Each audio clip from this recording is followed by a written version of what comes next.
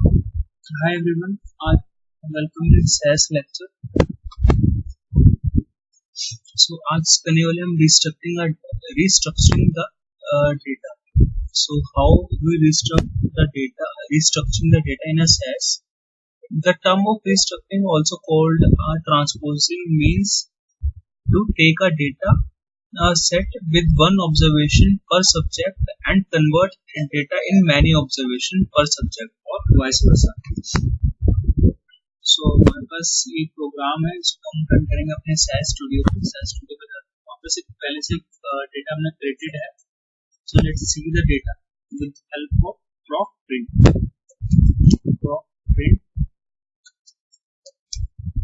data score 0.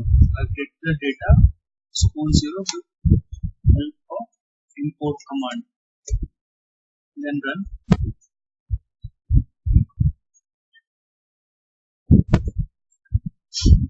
So my data is name, full name, score 1, score 2, score 3, gender and DOB. So हम अब data कैसे है कि score 1 का डेटा है सौरभ का, देन स्कोर 2 का डेटा है स्कोर 3 का, one observation first second third.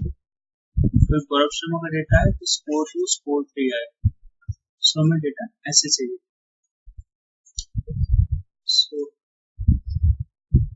हम डेटा क्रिएट करते हैं यहाँ पे, डेटा स्कोर 1 के नाम से सेट स्कोर 0 में से हमने कॉपी कर लिया डेटा। यहाँ पे एरे क्रिएट करते हैं। एरे किस लिए क्रिएट करते हैं? एरे के लिए हम array is help to create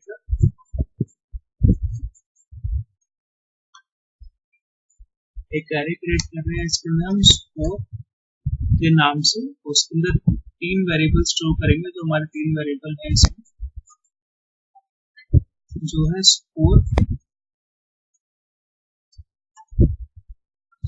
1, score 2 और स्कोर 3, then close। एक दूसरी स्टेटमेंट लगाते हैं हम इसके टू एस टाइम इज कि आपको कितनी बार उसे रिपीट करना है। तो मेरे पास 3 स्कोर्स है वहाँ पे 1 2 3 तो क्लोज। 3 है आपका जो एरे है वो 3 बार रन होगा और आपके 3 वेरिएबल स्टोर है स्कोर 1 स्कोर 2 स्कोर 3। 2 स्टेटमेंट लगती है इसके अंदर और एस टाइम के नाम से एक वेरिएबल क्रिएट होगा जिसमें काउंटिंग आएगी 3 टाइम्स 1 2 3। फिर नेक्स्ट इसके अंदर ऑल स्कोर्स एक वेरिएबल नेम बना रहा हूँ मैं इसमें ऑल स्कोर के नाम से। ऑल स्कोर इक्वल में score S time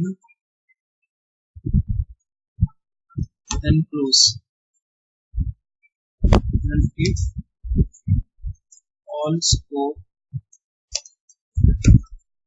on underscore score is not equal to, तो हमने लगाया not equal to के लिए ne dot, it's mean not equal to।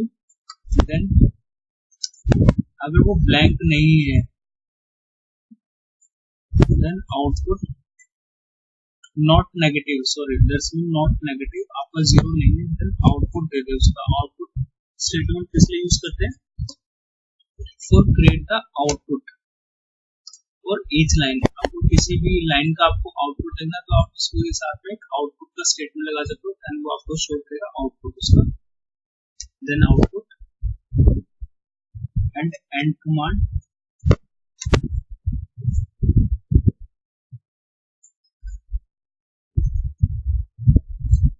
करने के बाद हम लगाते हैं कीप कि हमें क्या क्या डेटा वहां पे चाहिए। हमने कहा कि हमें नेम जो है हमें नेम चाहिए जो उसके अंदर है और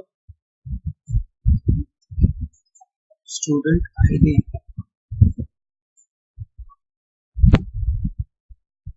और चाहिए के बाद ऑल अंडरस्कोर स्कोर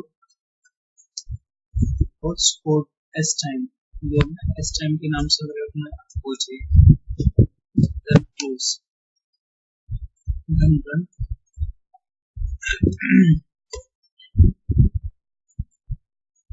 ठीक है, जो पहले आपका डेटा था वो कैसा था, यहाँ पे टाइटल की कमांड थी, title mould data with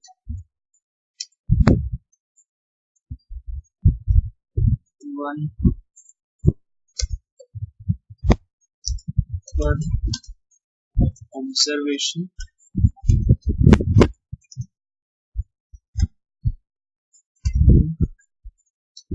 same data ऐसे जो मैं न्यू क्रिएट करा है इस नाम से क्रिएट करा, स्कोर 1 के नाम से 1 पर 1 ऑब्जर्वेशन, 1 पर 1 ऑब्जर्वेशन डेटा जो हमारा सेकंड डेटा। इसके पूरे प्रोग्राम को रन करते हैं। सो अब हमारे पास ओल्ड डेटा आ गया विद 1 ऑब्जर्वेशन, अब सो रहा है उसका स्कोर 1, स्कोर 2, स्कोर 3 उसके सामने आ रहा है और जेंडर है अनगिवन है। लेकिन जो हमने नया जो डेटा क्रिएट करा विद हेल्प ऑफ एरे, उसके अंदर क्या हो रहा है,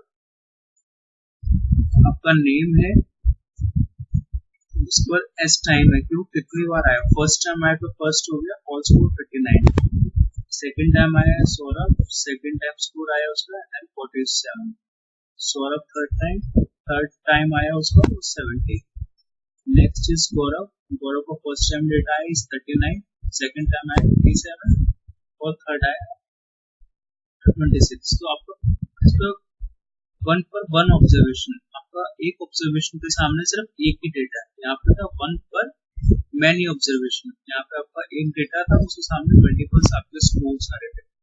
So, कई बार रिक्वायरमेंट होती है हमें 1 पर 1 ऑब्जर्वेशन की, तो हम विद हेल्प ऑफ एरे हम ऐसे डेटा क्रिएट कर सकते हैं, तो आपका एरे का यूज करके और डू स्टेटमेंट का यूज करके। ठीक है guys, thank you so much.